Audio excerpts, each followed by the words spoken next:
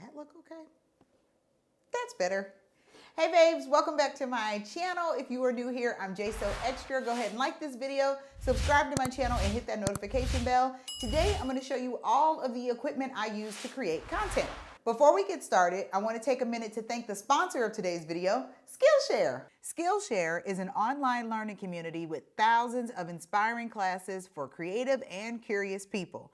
You can explore new skills, or you can deepen your existing passions and get lost in all of the creativity. The class I'm currently taking is by Todd Nevins, and it's called Podcasting, Zero to Launch, which is really going to help me because I struggle with the implementation of these new projects. I have all these creative ideas, but I don't know how to get started. So this class is really helping me get to the nitty-gritty and the idiosyncrasies of starting a project as big as a podcast. Since I'm doing a video series on how to create better content, I think many of you would benefit from the classes about how to create a podcast, how to take better photos, how to make better video, how to write a better blog.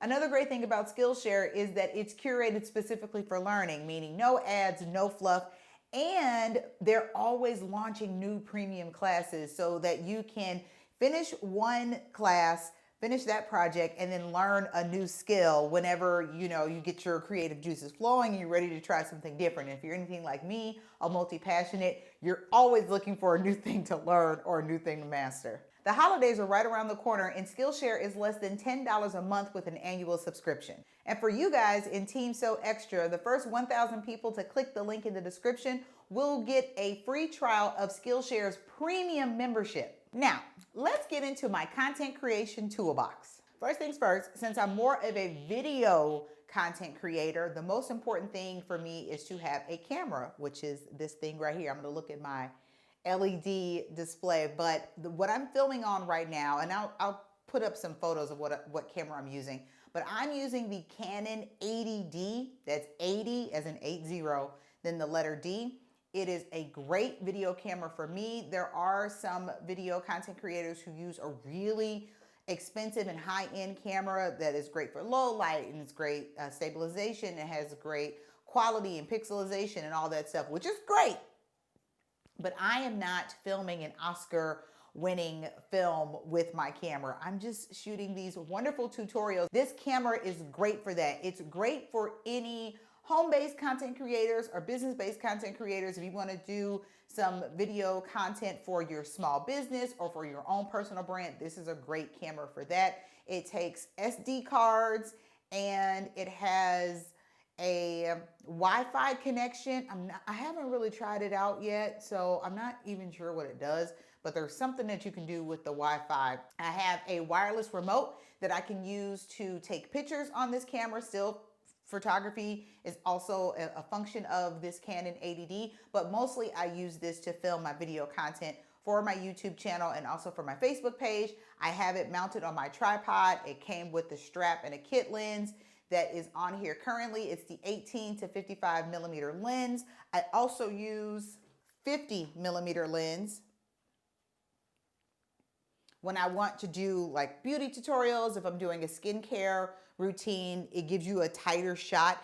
A lot of the beauty vloggers will use a 50 millimeter. A content creator that I follow called C-Kid, he calls this the Nifty 50, and he recommended this lens because it's really good for that close-up vibe that you want to get. So I use the Nifty 50 to 50 millimeter lens, or my 18 to 55 millimeter lens, which is the kit lens that came with the camera, on my Canon 80D to film most, if not all, of my video content. I will say most. Let's move on to photography. I do enjoy taking still photography. I enjoy animals. I enjoy food photography and a little bit of lifestyle like home decor. I do not take pictures of people. I refuse.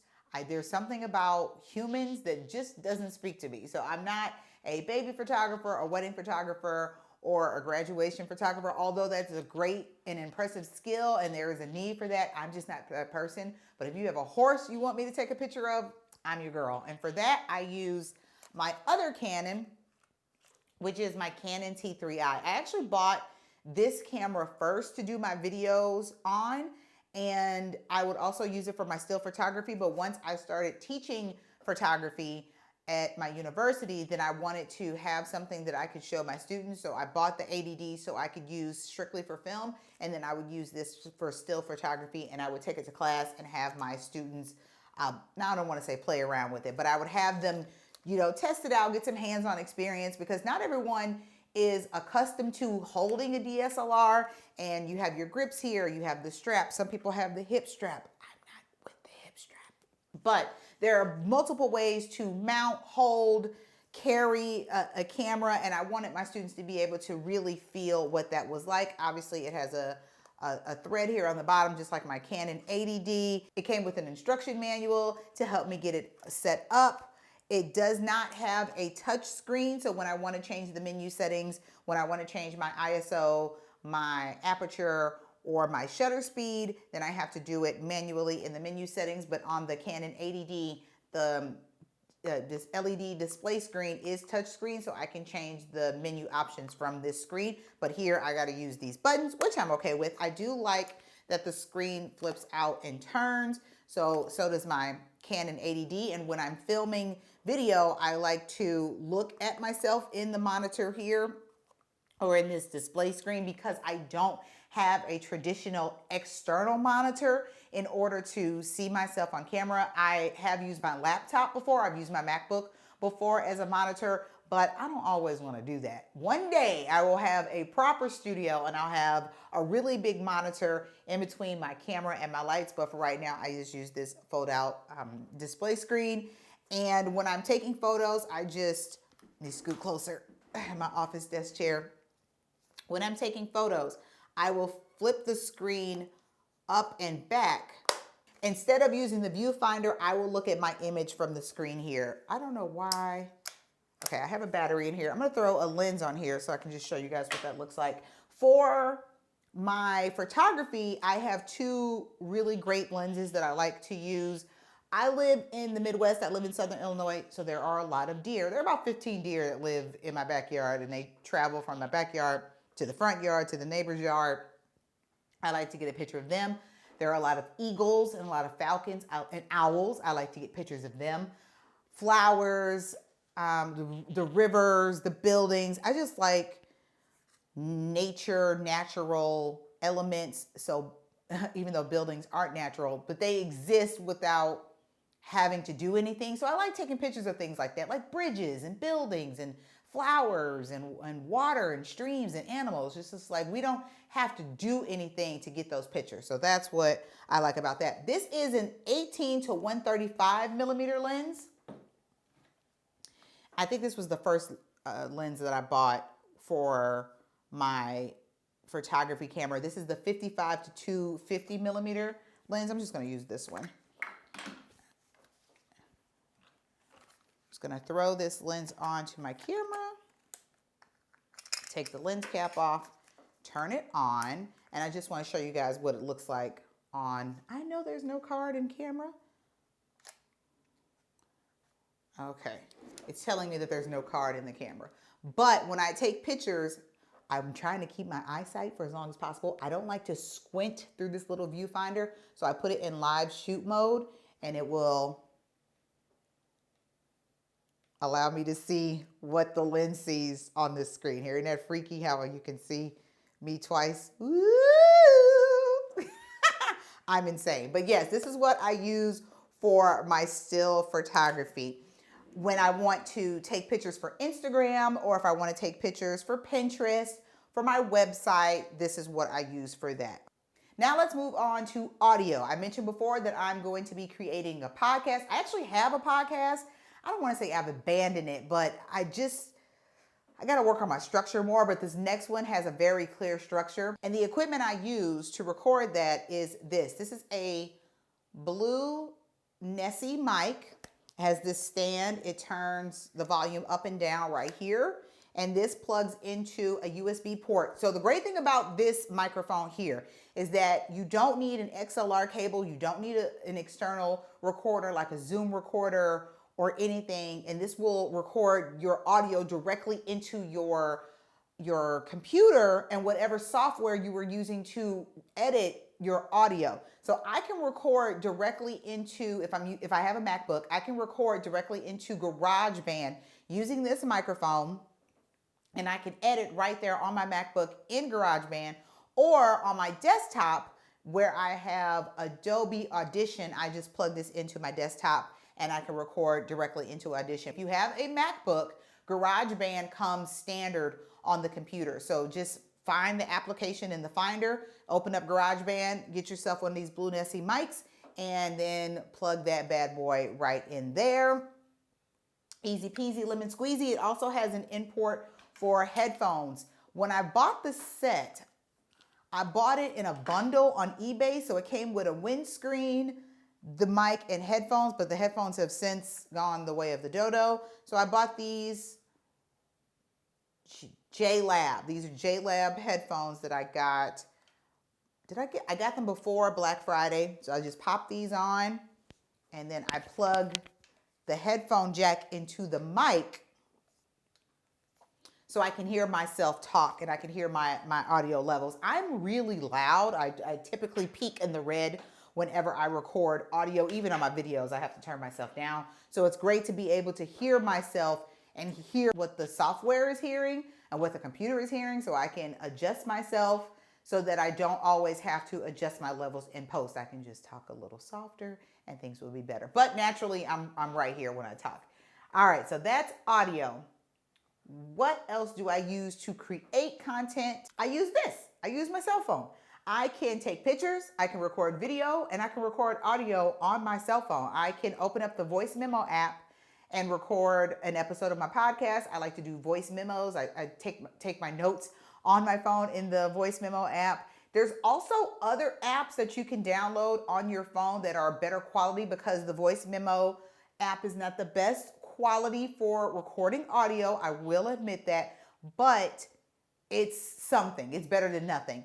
And if you watch my previous video, which I will link right here, I talk about how there are different accessories that you can purchase to make your quality better on your phone. One of them being the Rode Smart Lav. So you can plug in that lightning jack, which I call the dongle, then plug in your microphone, and then you can use that to record your voice directly into the voice memo app or any other audio recording app that you want to download.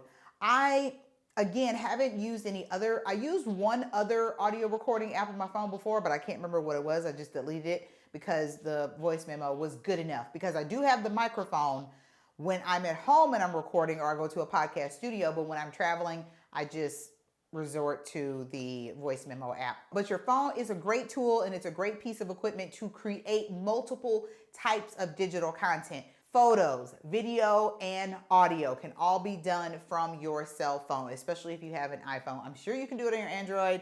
I just don't know the process or the apps or the techniques because I don't have an Android. But for the iPhone, I have no issues. For my written content, I just use my laptop or my desktop. The great thing about Google Docs is that you can speak into the computer, into your microphone, and it will type what you're saying. So there's this diction tool that you can use on Google Docs, and it will type what you say. And let me tell you, when you're a person who's got a lot going on, like myself, that thing is the biggest benefit of my life, because I can just talk, it will type, I can go over and tweak it. Oh, I didn't mean that word, or it's not spelled right. And then everything I need in written format is done after that. It makes life so much easier. Then I take that written content and I can upload it to my blog. I can put it on my website. I can use it as captions for my Instagram posts.